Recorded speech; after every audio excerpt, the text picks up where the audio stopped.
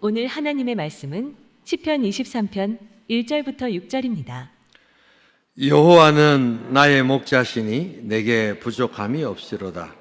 그가 나를 풀밭에 누이시며 쉴만한 물가로 인도하시는도다. 내 영혼을 소생시키시고 자기 이름을 위하여 의의 길로 인도하시는도다. 내가 사망의 음침한 골짜기로 다닐지라도 해를 두려워하지 않을 것은 주께서 나와 함께 하심이라. 주의 지팡이와 막대기가 나를 안위하시나이다. 주께서 내 원수의 목전에서 내게 상을 차려주시고 기름을 내 머리에 부으셨으니 내 잔이 넘치나이다. 내 평생의 선하심과 인자하심이 반드시 나를 따르리니 내가 여호와의 집에 영원히 살리로다. 아멘. 모두 자리에 앉아주세요. 주의 날은 구별되고 복된 날, 하나님께서 복주마 약속하신 날입니다. 우리 5분 이상씩 하늘 복 받으세요 하고 한번 축복해 주시기 바랍니다. 하늘 복 받으시기 바랍니다. 하늘 복 받으시기 바랍니다. 하늘 복 받으세요. 하늘 복 받으시기 바랍니다. 오늘 이 시간은 우리 정현구 목사님께서 말씀을 또 증거해 주시겠습니다. 우리 정현구 목사님께서는 서울 영동교회에서 25년 동안 목회를 하시고 은퇴를 하셨습니다. 그리고 바로 우리 에스라 성경신학대학원의 총장으로 또 이제 자리를 옮기셔서 이렇게 또 후학들을 가르치고 목사님들을 이렇게 또 가르치는 그러한 귀한 사역을 하고 계십니다. 우리 목사님 고향이 부산이신데요. 이번에 방학을 맞이해서 부산에 내려오시는 길에 또 저희 교회에서 오늘 말씀으로 이렇게 봉사해 주셨습니다. 오후에는 또 우리 청년부 야긴 보아스에도 또 말씀을 전해 주실 것입니다. 오늘 귀한 우리 본문 가지고 영원한 영혼의 노래라는 제목으로 말씀 나누실 때 큰 은혜 있기를 원합니다.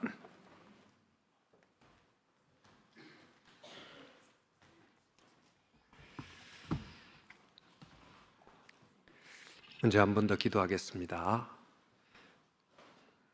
하나님 아버지, 영광 받으시기 합당하신 하나님께서 또 예배 자리에 앉은 저희 모두에게 하나님 말씀을 통하여 또 성령의 빛 조명을 비치심으로 또 오늘 우리에게 하나님이 주시려는 생명의 양식으로 먹여 주시옵소서.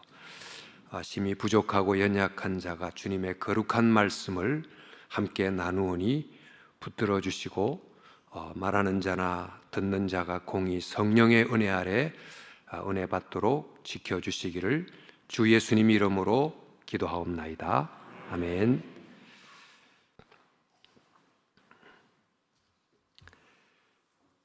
우리 모두에게는 한두 편의 애송하는 시들이 아마 있을 겁니다.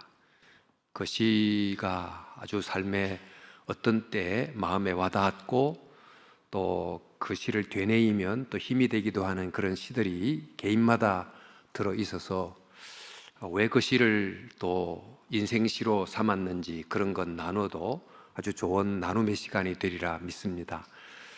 아마 이제 많은 한국 분들이 애송하는 시들 중에 뭐 흔들리지 않고 피는 꽃이 어디 있으랴 뭐 이런 시라든지 또 뭐 저것은 벽하고 시작되는 것 담쟁이 등이 이제 그에 포함이 될 것 같습니다만 한국뿐만 아닌 세계 모든 적어도 그리스도인들에게 애송하는 시가 있다면 뭡니까? 또 여러분이 정말 평생도록 마음에 담고 있는 인생시가 뭡니까? 이렇게 물으면 거의 대부분 예외 없이 시편 23편 이렇게 이제 말할 것입니다. 사실 시편 23편은 지금도 뭐 그냥 줄줄줄 암송하시는 분들이 많고 또 이 시편을 또 외거나 묵상하면서 수시로 은혜를 받으시는 분이 있을 줄 압니다만 다시 한 번 더 시편 23편을 또 함께 묵상하면서 새롭게 그 시편 23편이 주는 은혜의 세계로 좀 들어가 보고자 합니다. 시는 글로 됐지만 사실 그림을 그리는 것과 유사하고 또 글로 돼 있지만 음악과 같아서 글로 된 그림 또 글로 된 음악이라고 이제 부를 수 있는데 시편 23편은 여러 이미지로 만들어진 일종의 그림이니까 이 한 폭의 이 그림 속으로 한번 들어가 보고자 합니다. 이 시는 6절로 구성되어 있습니다. 그 중에 제일 첫 번째 절 1절이 여호와는 나의 목자시니 내게 부족함이 없으리로다. 바로 1절이 가장 중심 구절이기도 합니다만 이 구절은 실로 누구도 이렇게 고백하기 어려운 굉장히 아름다우면서도 위대한 신앙 고백이 아니겠습니까?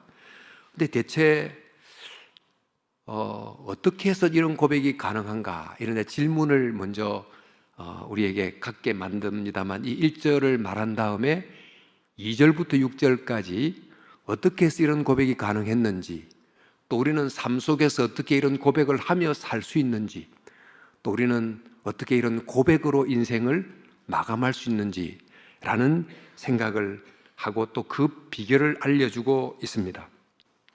우리의 삶이 어떻게 이루어졌는가 보면 복잡한 것 같지만 두 박자 두 리듬으로 지속되고 있습니다. 지금 이 순간도 들숨 날숨 이 두 박자를 지속함으로 순간을 이렇게 생명을 유지하고, 좀 더 크게 하면 낮밤 낮밤 이래서 하루가 지나고 일주일이 지나고 그게 1년이 되고 10년이 되고 이렇게 하면서 시간을 쭉 보내다가 마침내 끝을 향해서 가고 있는 것이 우리의 삶의 모습입니다. 이런 낮과 밤, 바로 이것은 물리적인 낮과 밤이기도 하지만 사실 우리가 살아가는 삶의 시간이기도 하고 심리적 시간을 상징하기도 합니다. 우리는 낮과 밤을 매일 살아가는 것과 똑같이 또 우리는 좋은 때와 힘든 때, 또 밝을 때와 어두울 때, 웃을 때와 울 때를 반복하면서 하루를 살고 한 달을 살고 1년을 살고, 이게 누적이 돼서 일생이 되고 그 일생이 끝나면 영생으로 이어지는 그런 삶을 사는 거죠. 그런데 이런 낮과 밤이 교차되고 드디어 삶의 끝을 향하여 다가가는 그 모든 순간에 시인이 그 1절처럼 나는 부족함이 없다, 이런 고백을 하는 것입니다. 사실 이런 고백을 할 수 있는 사람이 누가 있겠습니까? 또 객관적으로 보면 우리가 다 어떤 결핍 속에서 살아가고 있을 수밖에 없음에도 불구하고 이런 고백을 하게 된 그 깊은 이유가 뭘까? 그것은 인생의 낮, 밤 그리고 끝을 살아가면서 그 모든 삶의 시간 속에 보이지 않는 한 분을 보았기 때문입니다. 그것 때문에 부족함이 없었다 고백하게 되는 거죠. 우리도 정말 이 시인의 고백처럼 이렇게 부족함이 없었다고 고백할 수 있을까요?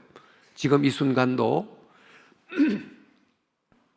부족한 것이 많다고 느끼고 필요를 많이 느끼고 살아갑니다만 어떻게 우리는 이 시인의 고백처럼 나는 부족함이 없다라고 고백할 수 있을까? 그것은 바로 여호와가 어떤 목자인지를 알게 될 때, 또 어떻게 우리의 삶의 낮과 밤, 또 즐거울 때, 슬플 때, 힘들 때, 기쁠 때를 인도하는 목자가 되시는지를 알게 되면 바로 이런 고백을 할 수 있게 됩니다.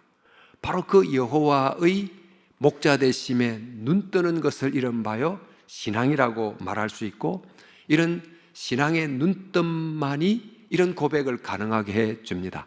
자, 그런 점에서 오늘 이 시편 23편을 다시 한 번 더 살펴보기를 원합니다만 1절이 있은 이후에 2절이 이제 이렇게 시작이 됩니다.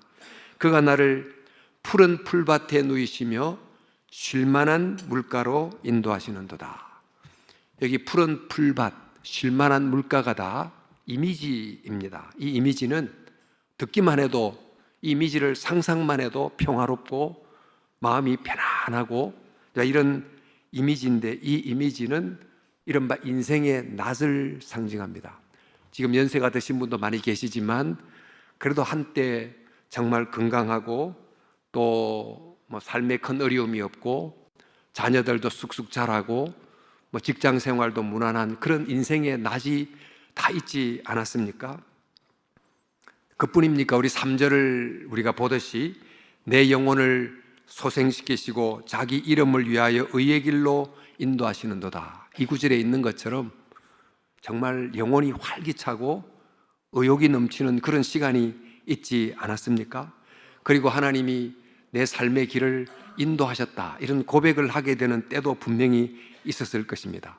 이런 인생의 낮이 우리에게 있습니다. 그런데 이런 인생의 낮을 보낼 때 우리는 어떻게 인생의 낮을 지내오는 걸까요?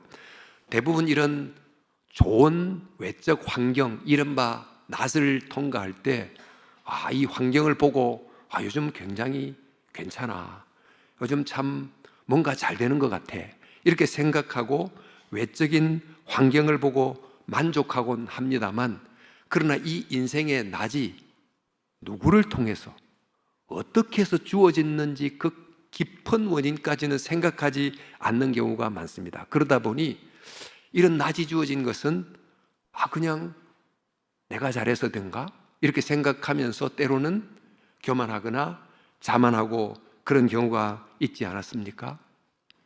기독교 유명한 변정가인 C.S. 루이스라는 사람이 기독교로 개종하면서 그가 이해한 기독교를 이런 말로 설명했습니다.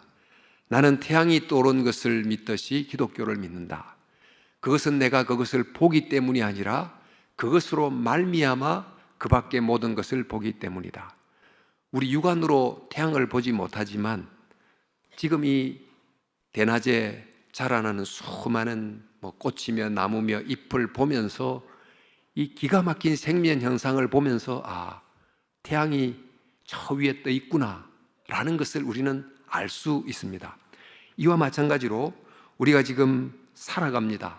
지금 숨쉬고 있고 또 걸을 수 있고 먹을 수 있고 교제할 수 있고 이른바 이렇게 우리가 살아가고 있는데, 이 이유를 깊이 생각해 보면 우리가 비록 눈으로 볼 수 없지만 이런 우리의 삶을 가능케 하는 영적 태양빛이 비치기 때문에 이런 것이 주어져 있다고 하는 것입니다. 바로 이것을 우리가 깨달아야 되는데, 이럴 때 우리는 이 주어진 이 인생의 낮이라고 하는 이 일상을 정말 당연하게 여기지 않고 이것이 다 은혜구나, 이게 그저 주어진 선물이구나, 이렇게 생각하고 감사하게 되는 거죠. 이른바 이런 영적 태양을 알게 되고 감사해야 되는데, 그래서 2절 시편 기자가 어떻게 말합니까? 그가 나를 푸른 풀밭에 누이시며 쉴만한 물가로 인도하시는도다. 내가 푸른 풀밭에 누워있고 쉴만한 물가에 지금 쉬고 있는데 그 이유가 바로 그가 누이셨고 그가 인도하셨기 때문이라는 것입니다. 바로 이런 인생의 낯을 가능케 하신 영적 태양이신 그분을 생각하면서, 낯을 보내면서 바로 그분을 생각하면서 마음속에 하나님을 향하여 영광을 돌리고 감사하는 삶을 살게 된 것입니다. 바로 이래서 낮에 그분으로 인하여 내게 부족함이 없다, 이런 고백을 하게 된 거죠. 옛날 중국 전국 시대에 편작이라고 하는 유명한 의사가 있었다고 합니다. 그 삼형제가 다 의사인데 그 중에 이 막내 편작이 죽은 자도 살려낼 만큼 명이라는 명성이 자자해서 왕이 그 의사를 불러서 너 형제가 3명 다 의사인데 어찌해서 자네가 그렇게 명성이 자자한가? 이렇게 물었더니 이 막내 의사가 하는 말이, 왕이시여 정말 훌륭한 의사는 바로 저희 큰형님입니다. 왜 그런가 하면 저희 큰형님은 환자가 올 때 겉으로 거의 병 정세가 드러나지 않았음에도 불구하고 잠복해 있는 병의 원인을 미리 알아차리고 미리 예방 조치를 함으로 낫게 해주는데, 환자는 내가 별로 아픈 데도 없는데 치료한 것도 없다고 생각하고 이 의사를 대단한 의사로 별로 생각하지 않는다는 것입니다. 둘째 형님은 병의 정세가 조금 적당히 나타나면 그제서 병 원인을 알고 치료를 해주는데, 그 정도 치료는 보통 의사도 다 한다 생각하고 역시 대수롭지 않게 여깁니다. 그런데 저는 병의 정세가 심각해지고 정말 어려운 상황이 죽을 지경이 됐을 때야 비로소 알아차리고 독한 약을 쓰고 때로는 수술도 하고 이래서 치료를 하는데, 그때는 환자들이 죽을 환자를 살려냈다고 말하면서 저를 대단하게 칩니다. 그러나 진짜는 우리 큰형님이 진짜 귀한 의사입니다, 이렇게 이야기를 했다고 합니다. 사실 이 비유 속에 있는 이 백성들처럼 사실 별 문제가 없을 때, 인생에 낮을 때, 그때도 하나님이 얼마나 나를 붙들고 계시고 나를 이렇게 인도해 주셨는지를 깨닫지 못하고 살아가는, 이른바 큰형님 같은 하나님에 대해서는 망각하고 살아가는 때가 얼마나 많은지 모르겠습니다. 얼마 전 우리가 코로나를 이제 통과했습니다마는 코로나 3년 내내 우리가 했던 말, 일상이 당연한 게 아니고 기적이었다, 그런 이야기 많이 나누지 않았습니까? 그렇습니다. 우리가 인생의 낯을 통과할 때 이것이 거저 주어진 것이 아니고 이 낯을 가능하게 하는 영적 태양 같은 하나님의 인도하심이 있었기 때문에, 그분이 우리의 목자가 되셨기 때문에 이것이 가능했던 것입니다. 바로 이런 우리의 고백을 담아놓은 우리가 잘 부르는 찬양이 바로 은혜라고 하는 찬양의 가사입니다. 어떤 내용입니까? 내가 누려왔던 모든 것들이, 내가 지나왔던 모든 시간이, 내가 걸어왔던 모든 순간이 당연한 것이 아니고 은혜였어. 아침 해가 뜨고 저녁 노을이 지고 봄의 꽃이 향기를 뿜어내고 가을의 열매가 맺히는 매 계절마다 보는 이것도 우리는 계절마다 반복해서 경험하다 보니 당연한 얘기이지만 이게 다 햇빛같이 우리에게 은혜를 주시는 하나님의 은혜였습니다. 그뿐입니까? 내가 태어나서 이렇게 살아가고 어린 시절 자라고 지금까지 숨쉬고 존재하는 이 모든 게 다 알고 보니까 내 힘으로 된 게 아니고 하나님이 살려주시고 살게 해주셨기 때문이다 하는 것을 깨닫고 이렇게 고백하게 되는 것입니다. 이처럼 우리가 인생의 낯을 지날 때 이 단순히 우리 눈에 보이는 삶을 넘어서 이 삶을 가능케 한 바로 그분, 육안으로는 볼 수 없지만 그러나 우리 저 너머에서 영혼의 태양같이 우리의 낯을 가능케 하는 그 여호와를 신앙의 눈으로 바라볼 때 우리는 이런 고백을 하게 됩니다. 여호와가 나의 목자시니 내게 부족함이 없었구나, 이런 고백을 하게 된다는 것입니다.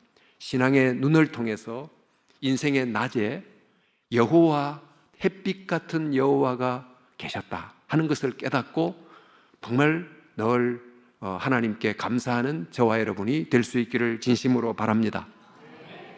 이 시편은 이제 4절, 5절, 그 다음 구절로 이렇게 이어집니다. 내가 사망의 음침한 골짜기로 다닐지라도, 5절에 가면 내 원수의 목전에서, 이런 이제 구절이 이어지게 되는데 여기에도 두 이미지가 나오죠. 사망의 음침한 골짜기, 원수의 목전이라는 두 이미지가 나옵니다. 이것은 바로 우리의 인생에 찾아드는 밤을 의미합니다. 우리 모두에게는 낮도 있지만 밤도 있지 않습니까?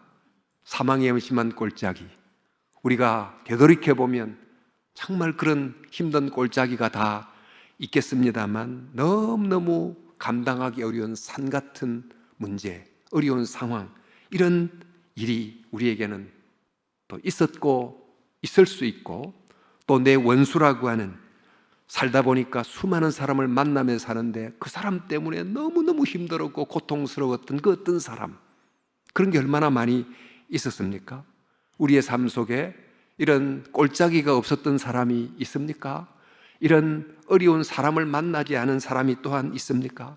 다양한 문제로 괴로워하고 인간관계가 주는 상처와 아픔 때문에 밤잠을 이루지 못했던 경우가 얼마나 많습니까? 이런 밤이라고 하는 시간을 우리는 누구나 다 통과하는데, 이 밤이란 시간에 가진 특징이 뭐냐 하면 앞에 가까운 것은 잘 보이는데 조금만 떨어져도 잘 보이지 않습니다. 실제로 어려운 일을 당할 때 우리의 감정이 너무 억누르게 되면 내가 당면한 문제, 나를 어렵게 하는 그 사람, 오직 세상에 그 사람만 있는 것처럼 너무너무 괴롭게 하고 괴롭게 느껴지고 다른 것은 거의 보이지 않는 것을 경험합니다. 환경의 밤이 마음의 밤을 더 까맣게 만드는 거죠. 여러분도 살면서 정말 그런 경험을 많이 하실 텐데, 목회를 하다 보니까 너무나 다양한 형편의 다양한 종류의 밤이 사람들 속에 찾아오는구나 하는 것을 경험하고, 그 다양한 사람들의 겪는 정말 여러 종류의 밤을 설명하자면, 이야기하자면 아마 밤을 새도 다 부족할 것 같습니다.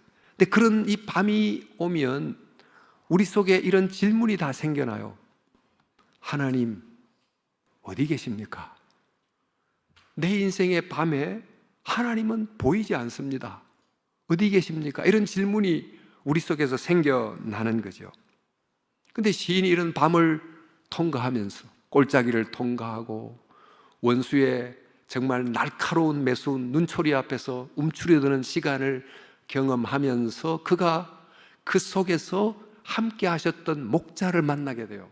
그 목자를 어떤 이미지로 표현했는가 봤더니 주의 지팡이와 막대기로 나를 안위하셨다.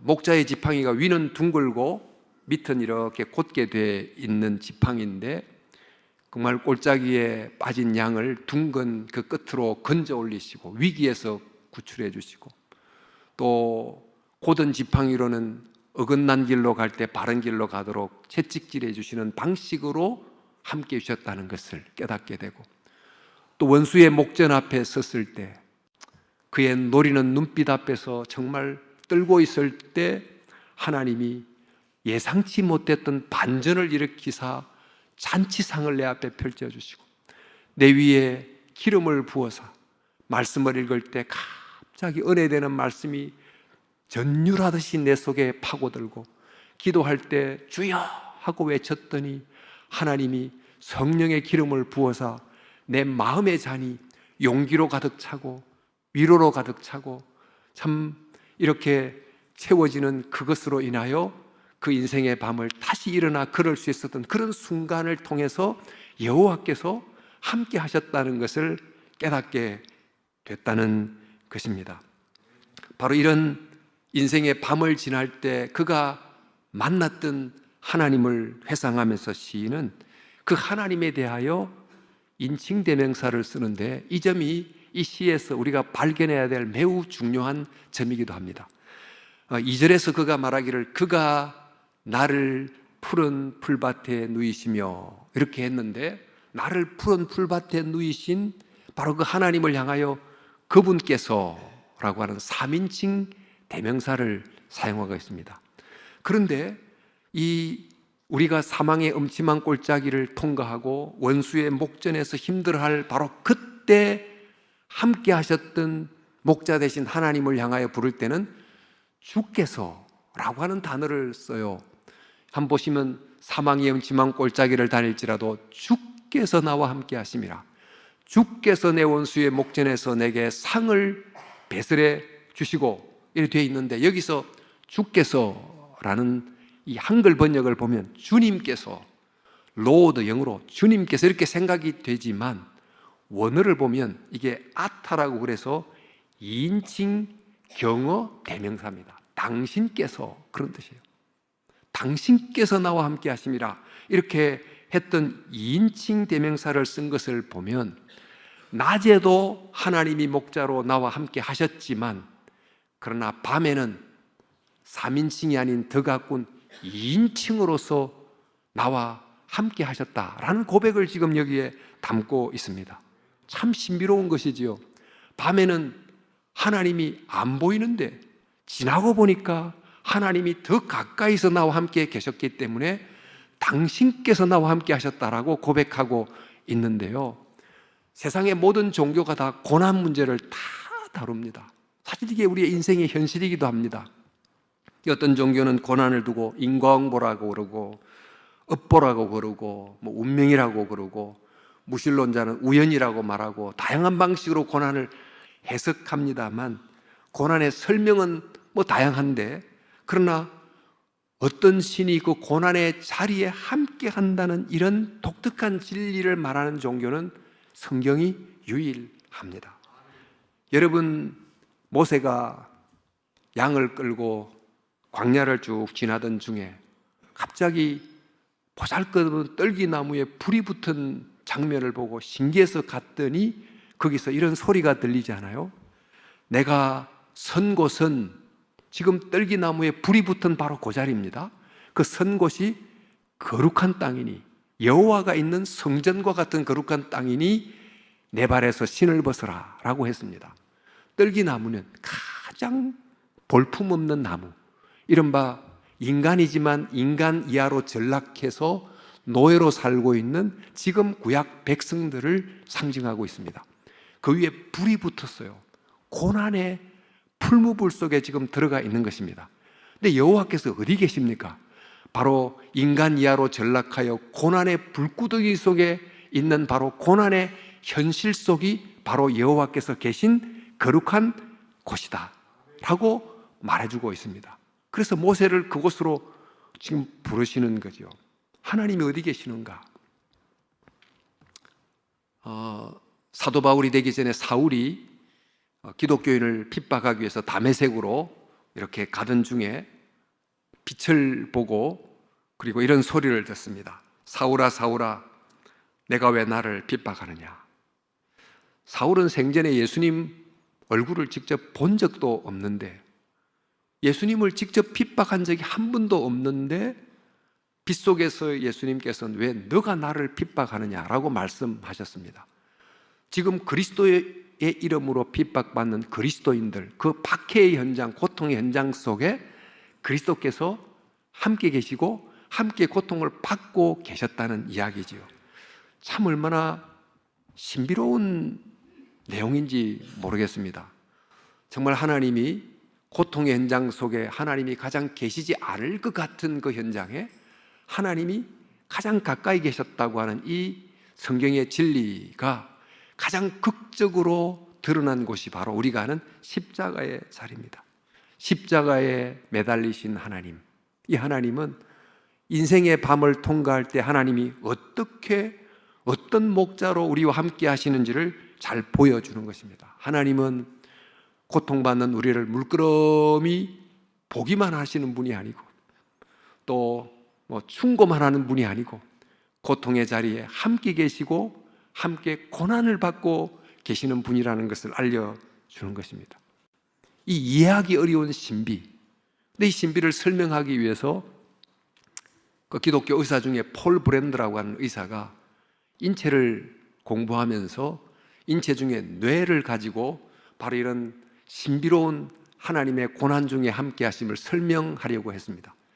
인체의 장기 중에 뇌는 매우 독특해서 모든 온몸의 고통 신호를 다 느끼지만 뇌 자체는 고통을 감각하는 말단 신경세포가 없다고 합니다. 그래서 수술을 할 때 두개골을 열고 딱 들어가면 뇌 자체는 고통을 느끼지 못한다고 그래요.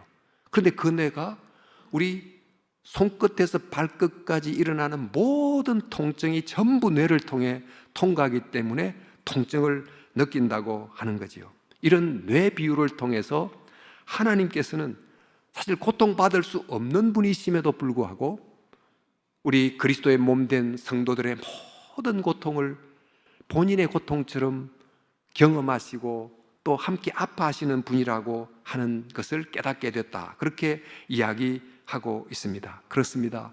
하나님은 우리의 인생의 밤에 어쩌면 하나님 어디 계십니까? 하고 절규하는 바로 그 밤에 하나님은 가장 가까이 우리 곁에 동행하며 계시는 줄로 믿습니다. 바로 이런 고백을 담은 잘 알려진 모래 위의 발자국이라는 시가 있습니다. 아마 여러분도 들어보셨을 내용인데 어떤 사람이 꿈을 꿨는데 모래사장에 두 쌍의 발자국이 찍혀져 있었습니다. 두 쌍의 발자국은 하나는 나의 발자국, 하나는 주님의 발자국.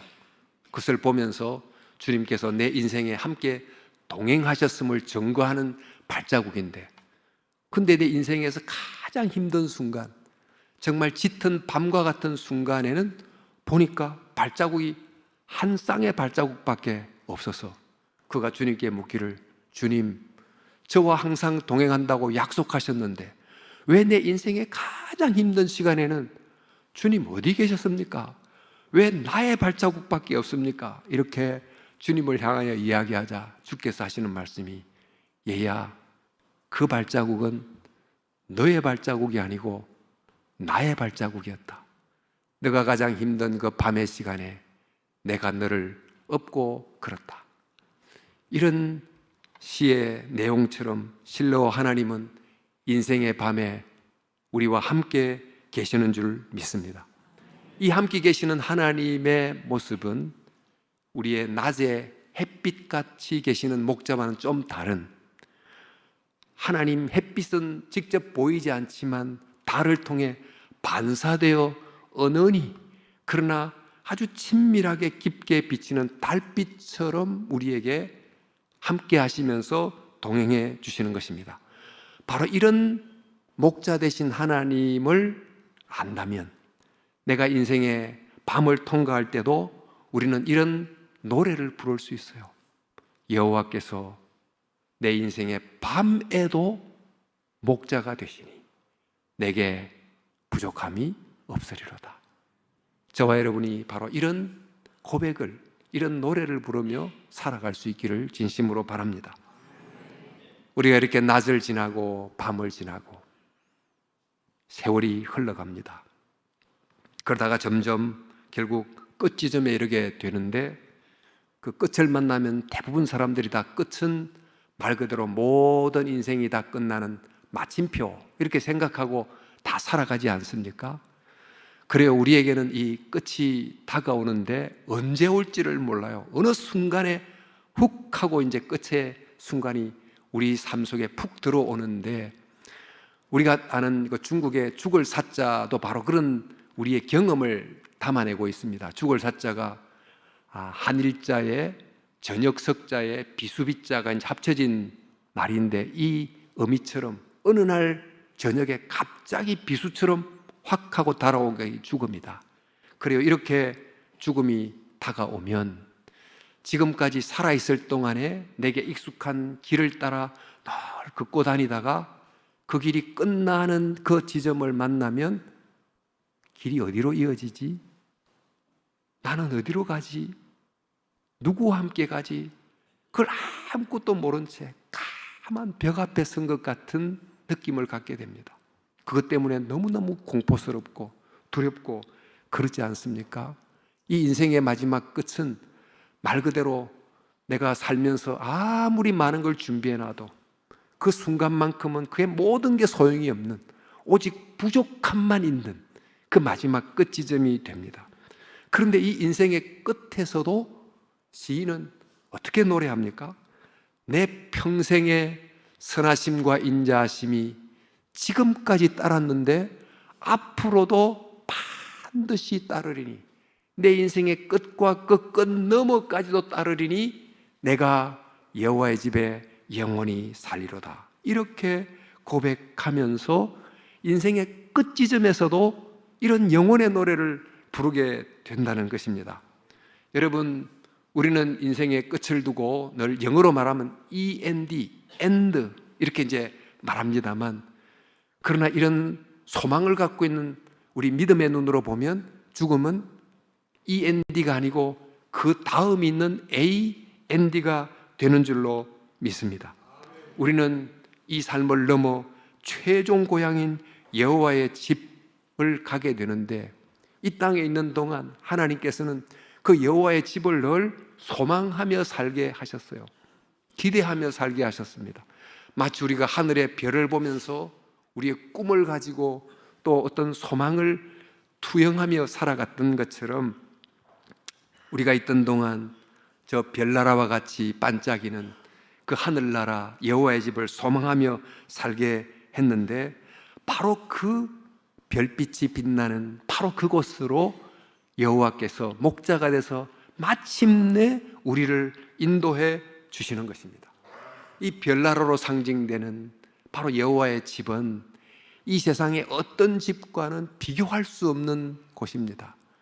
어머니 태중의 10개월과 태중 바깥의 7, 80년을 절대 비교할 수 없는 것처럼 우리가 이 땅에 살아갔던 이 땅의 일생과 여호와의 집에서의 영생은 또한 비교할 수 없을 정도로 굉장히 다른 것입니다.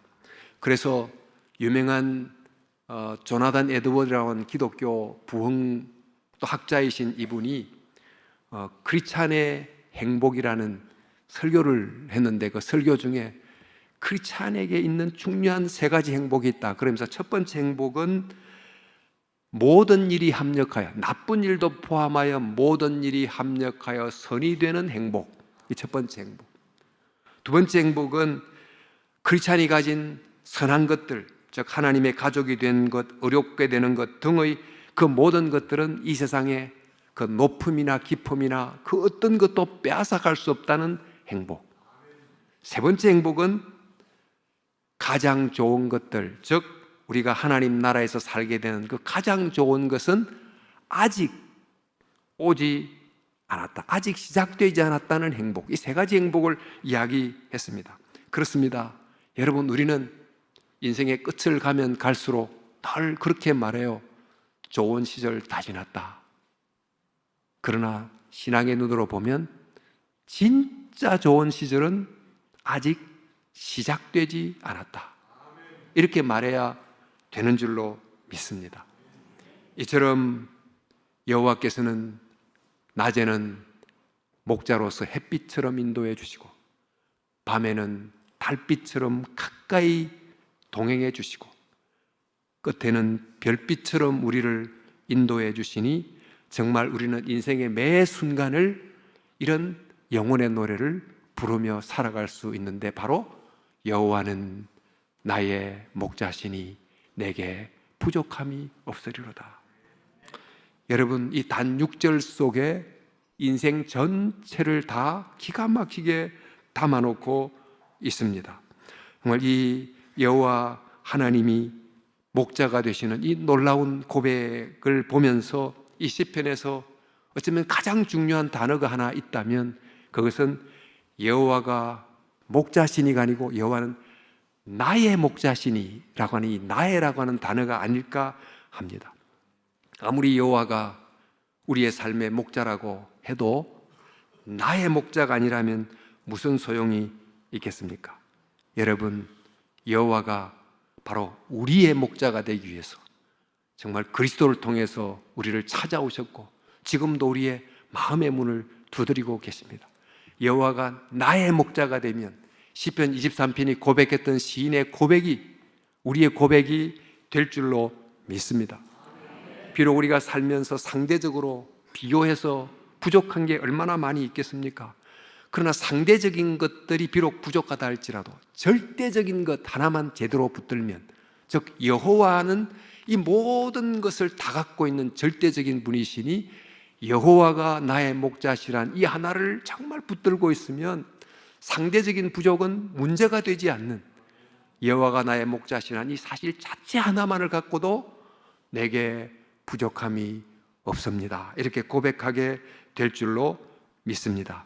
바로 이 목자를 더 많이 알아갈 수 있기를, 그의 목자가 내 인생에 정말 깊게 친밀하게 동행하는 것을 체험할 수 있기를, 그래서 인생의 모든 순간에 시편 23편이 여러분의 영원한 영혼의 노래가 될 수 있기를 주님의 이름으로 축원합니다. 함께 기도하겠습니다. 하나님 아버지, 시편 23편을 우리의 영혼의 노래로 주신 것을 감사합니다. 여호와는 나의 목자시니 내게 부족함이 없으리로다. 이것은 시인 다윗만의 고백이 아닌 하나님을 믿는 우리 모두의 고백이 되는 줄 믿습니다.